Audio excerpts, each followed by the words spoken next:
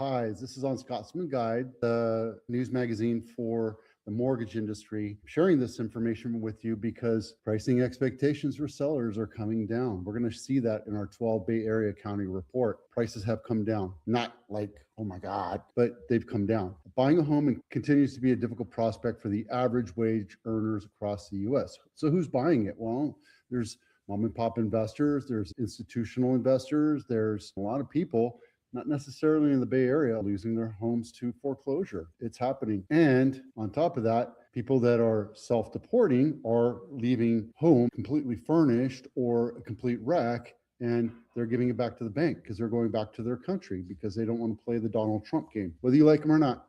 Right? I'm not here to talk about that part. I'm talking about the fact that's happening right now. According to Adams' third quarter 2025 home affordability report, median price single-family homes and condominiums to be less affordable than historical averages. 99% of the counties analyzed by the report, not every county in the United States. Let's go look at this little map that they gave us. Marin County costs you 101% of the average annual income. Santa Cruz County, 111%.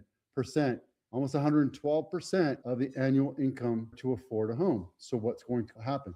You just get relegated to be a renter until this calms down, you make more money, or you move out of that area and then you can buy a house. I had some friends that moved up to Oak Grove from San Jose. They were longtime renters and they just couldn't afford to buy a house. So they said, you know what? I'm done. I'm going to move to Elk Grove. We have 3 more years until we retire, and I'm going to start buying and owning a house. That's an option. Santa Cruz, Monterey County. You can go to Watsonville and buy a house. Is it affordable? Not for the people that live there. $800,000 average home in Watsonville, which is not super great, but those people are mostly farmhands. They don't own businesses. They are not tech engineers, but the price of housing is continuing to go up, which is slowing down the market. It is. Truly. Nationwide overall homeownership affordability better for the average wage earner while still being unaffordable. Where can you afford to live based on your income? That's the next question that we have to answer. And for a lot of people, it's not going to be in Silicon Valley, Santa Clara County. You can move up to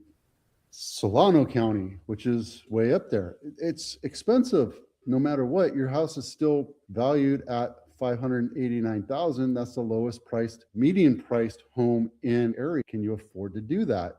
Are you willing to commute to have a job in Silicon Valley?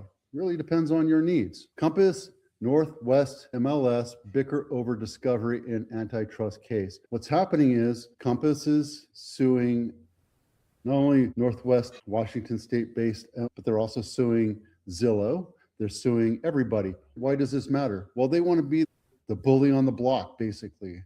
They want to be the 800-pound gorilla to change the way things are done in real estate. How does it help you? Their biggest bicker is they have this website that allows you as a consumer to go online to their site and look at exclusives, which means they're not on market. And every MLS that's out there right now, for the most part, requires you to put a listing on the MLS within 48 hours of signing that document. Unless you tell me as an agent, I don't want to do this because I still have repairs to be done and I need your help. Blah, blah, blah. If that happens, I'm not allowed to market your house until we put it on the MLS. It's called clear cooperation. I'm not allowed to do it. Joe Schmuckatelli down the street is not allowed to do it, but Compass wants to do it. How does this help you? Well, you get to see what the buzz of the market is before you actually go online on the MLS, which I don't think really helps you as a consumer. I've said this multiple times over the last 5 years that I've been doing this. Putting your house on the MLS is the number one way to get buzz on your house because you really know what the market is going to offer you. If you see houses that are selling 0 days on market, that means it was pre-marketed before going on the MLS and they accepted an offer. Is it the best offer? I can't tell you. They can't tell you, but maybe for some reason they thought that was a good enough offer. My mindset is I'm going to get you every dollar that I can and negotiate it up until we break all the buyers except for one. My job is to maximize and get as much money on your plate as possible when you go to sell your house. When you do it off market and you put it on a exclusive or non-MLS list of homes for sale, it's It's called pocket listings, and it doesn't generally give you the top dollar. You might get one or two offers. You might be able to go up, but you don't know if there's 50 other buyers that are interested in your house. You don't know if there's 5 other buyers that are interested in your house because they're not working agent. So it's very sticky. Bottom line is all this stuff that Compass is doing. And I used to work for Compass, and I thought, oh, this is a great idea. And then I did it once, and I thought, you know what, this sucks. We're not going to accept this offer. Let's get it on the MLS. And I got like $70,000, $80,000 more than what exclusives offered. So is it a good deal? If you don't want a lot of people coming into your house, yes. If you don't want to do a ton of open houses, yes. If you don't want the exposure of the MLS and you just want to get the house sold and you don't care if you get top dollar, go with Compass. There you go. Probate and estate sales. I keep pushing this because my parents are getting older. We had to move them from Knoxville to Las Vegas, to Henderson. We have them in an adult community, Del Webb, and their move was horrendous. They have a ton of crap. Whether you move them into an active adult community, a supervised residency, or your parents pass away, what are you going to do with all the extra stuff, right? If you look back here, I'm at my sister's house. This is just one thing that we're looking at, this china cabinet. This is my sister's stuff, right? I don't really care about that. When they move into a small apartment or adult community, they're going to go from a 3,000 square foot house down to a 1,300 square foot house. You got to get rid of stuff. That's what I can help you with. We have estate sales people. We have people that take care of hauling stuff away for you. We have people that help you get your house ready for sale, whether it's repairs, remodels, etc.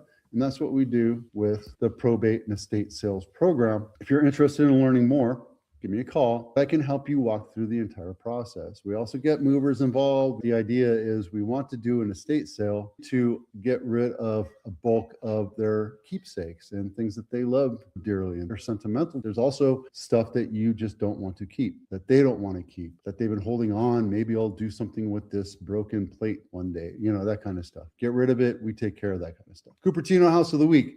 Western Drive, not my listing, 3.75 million. 4-bedroom, 3-bath, 2,200 square feet, built in 1961. Let's take a look inside. 117 photos. This is on Stevens Creek and McClellan. Red door. Nothing super special about it, but here's the thing. You're in Cupertino, right? Cupertino is crazy expensive. This is an average looking house, average maintenance on it. They have old wood on it. Could be painted. I like granite, but the new thing is quartzite. They put plastic counters on it. It's a nice gourmet stovetop there. Nicely decorated, staged. This house is going to sell pretty quick because it's an average home. There's nothing crazy fancy about it. Stained old Berber carpets, old tile, old bathrooms.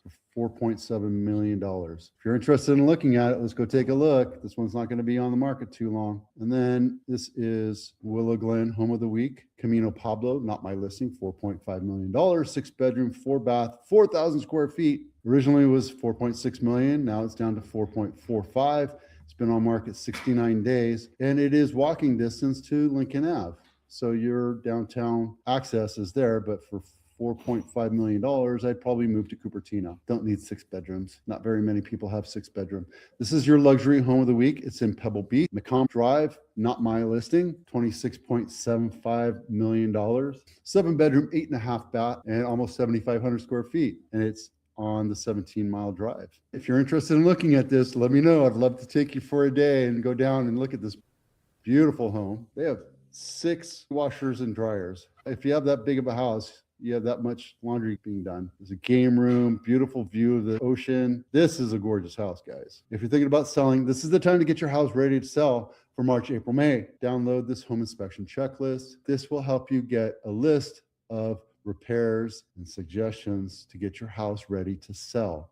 People don't want to buy a fixer-upper unless they're investors. And if you're an investor, you're buying it wholesale. If you're buying it wholesale, you're buying it 60% at value. Don't do that. Buy the home or download this home inspection checklist. Let's spend a couple $1,000, get your home tuned up and ready to sell. And we take care of all the costs up front for you before you go to market. And then when you go to close, it all gets paid out.